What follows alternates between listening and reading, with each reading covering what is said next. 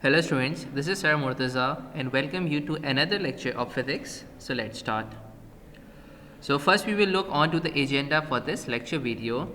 We are going to discuss the following: define power and write its formula, calculate power. Okay, this will be the last SLOs that we are going to cover in this chapter. So in this chapter, the last SLO is we have to talk about power, that what is power, and also calculate power. It means that we will do a numerical related to power. हम एक question करेंगे कि जिसके तहत हम ये देखेंगे कि कैसे हम पावर को कैलकुलेट करते हैं. Okay, so power, before telling it's definition, अगर हम आम जुबान में पावर के ऊपर बात करें तो हम पावर किसे कहते हैं? पावर कहते हैं हम ताकत को. अच्छा, ताकत से मुराद क्या है? हम ये कहते हैं कि किसी इंसान के पास अगर ताकत ज़्यादा है तो इसका मतलब ये है कि वो ज़्यादा काम कर सकता है. He is able to do more work in lesser time. ऐसा ही है. तो अगर आप इसकी फिज़िक्स की डेफिनेशन को, अगर पावर फिज़िक्स की डेफिनेशन देखें जो पावर की होती है, so the definition of power in physics is rate of doing work is called power. तो वही बात आ गई. रेट ऑफ डूइंग वर्क का मतलब क्या है? रेट कहते हैं टाइम को. इट मीन्स कि अगर मैं आपको उसका मैथमेटिकल फॉर्मूला बताऊँ, it is a scalar quantity. Its SI unit is watt or joule per second, and mathematically power is represented is equal to W upon T. W upon T का मतलब ये कि यहाँ W जो है वो work को रिप्रेजेंट कर रहा है और T जो है वो टाइम को रिप्रेजेंट कर रहा है. तो अगर कोई भी बॉडी ज़्यादा वर्क परफॉर्म करे कम टाइम के अंदर, इट मीन्स कि उसके पास ज़्यादा पावर है. इसी का वाइस वर्सा क्या होगा? अगर एक बॉडी कम वर्क परफॉर्म कर रही है in greater amount of time, ज़्यादा टाइम के अंदर, तो इसकी पावर कम हो जाएगी. So this is power for you. It's definition is rate of doing work. Okay, and it is a scalar quantity. Scalar का मतलब ये है कि यहाँ पे डायरेक्शंस बताने की ज़रूरत नहीं है, ओनली मैग्नीट्यूड इज़ रिक्वायर्ड. और इसका SI यूनिट क्या होता है? आइदर वॉट होता है, WATT, या आप इसको जूल पर सेकेंड भी कह सकते हैं. ठीक है, और इसका फॉर्मूला आपको याद रखना होगा, which is P is equal to W upon T. So this is power. Now let's move forward. So there is a thinking time. The thinking time is, suppose two boys have to displace a block of mass 20 kg at a distance of 100 meter. If boy 1 takes 15 seconds and boy 2 takes 12 seconds, then which boy has more power? तो यहाँ पे एक छोटी सी आपको एक scenario पेश किया गया है. आपसे कहा गया कि आप सपोज करें कि दो बॉयज़ हैं and they have to displace a block of mass 20 kg. उनको 20 kg मास को डिस्प्लेस करना है. कितना? 100 मीटर्स, यानी 20 kg वज़न है, उसको 100 मीटर तक उन्हें लेके जाना है. दो बॉयज़ हैं आपके पास. लेट्स से पहला बॉय जो है वो बॉय 1 है.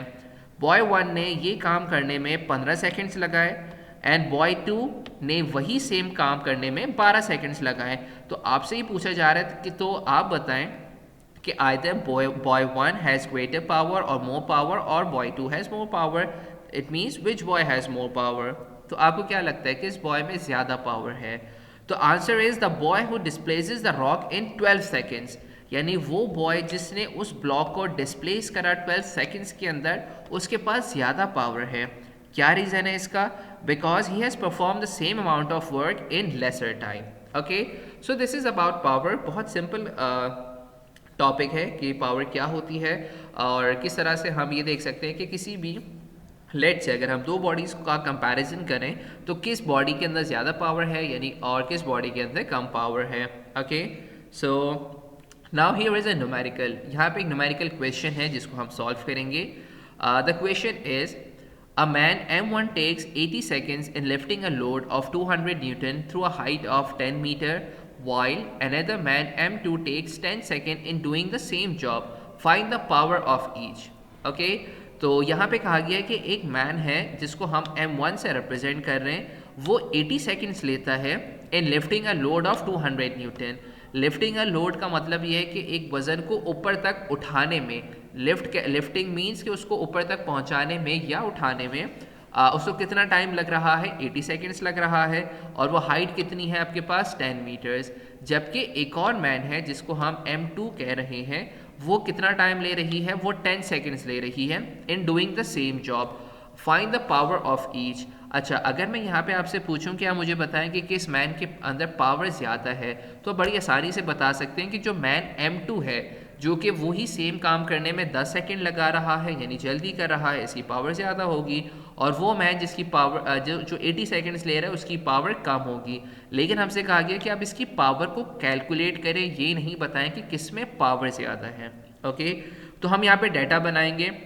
डाटा को जिस तरह से कि फोर्स आपके पास कितनी है 200 न्यूटन।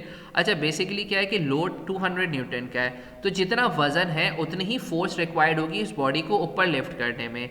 अगर एक बॉडी का वेट 200 न्यूटन है, इसका मतलब ये कि 200 न्यूटन फोर्स रिक्वायर्ड होगी उस बॉडी को लिफ्ट करने में। इसीलिए मैंने F की वैल्यू 200 न्यूटन ली।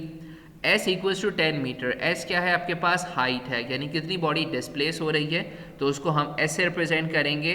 अच्छा, यहाँ पे हम वर्क डन निकाल लेंगे। वर्क डन क्या होगा, F इंटू एस।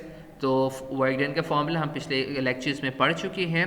फोर्स की जगह वैल्यू पुट करें 200 और 10 और S की जगह 10, कैलकुलेट करने पे 2000 जूल आ जाएगा। Time taken by man M1 is 80 seconds. M1 कितना टाइम ले रही है, उसको मैं T1 से रिप्रेजेंट कर रहा हूँ, तो 80 seconds. Time taken by man M2, इसको मैं T2 से रिप्रेजेंट कर रहा हूँ, और ये है आपके पास 10 सेकेंड्स। और फाइंड क्या करना है, पावर ऑफ मैन M1 यानी P1 फाइंड करना है, और पावर ऑफ मैन M2 यानी P2 फाइंड करना है। तो ये होगी आपके पास डाटा, जिसके अंदर पहले मैंने वर्क डे निकाला। मैन M1 ने जितना टाइम लिया उसको मैंने T1 से रिप्रेजेंट करा, that is 80 seconds. Man M2 ने जो टाइम कंज्यूम करा उसी सेम टास्क को परफॉर्म करने में, उसको मैंने T2 से रिप्रेजेंट किया, it is 10 seconds. And power of man I have represented it by P1, and power of man M2 I have represented it by P2. Okay, now the solution is very simple. We will use the formula P is equal to W upon T, but for power 1 we will change T as T1. Okay, work is the same but T1 is different, so we will use this formula. P1 is equal to W upon T1. Now put all the values. W is 2000, T1 is 80. On dividing 2000 by 80, we get 25 joules. 2000 को 80 से divide करके हमारे पास answer 25 आ जाएगा, and the unit is joule पर second. Similarly for P2 we will use the formula W upon T2. Okay, this time we will use the time T2. Now put all the values. 2000 divided by 10, so it is 200 joule per second. So in this way we will calculate the power of different men, which is P1 and P2.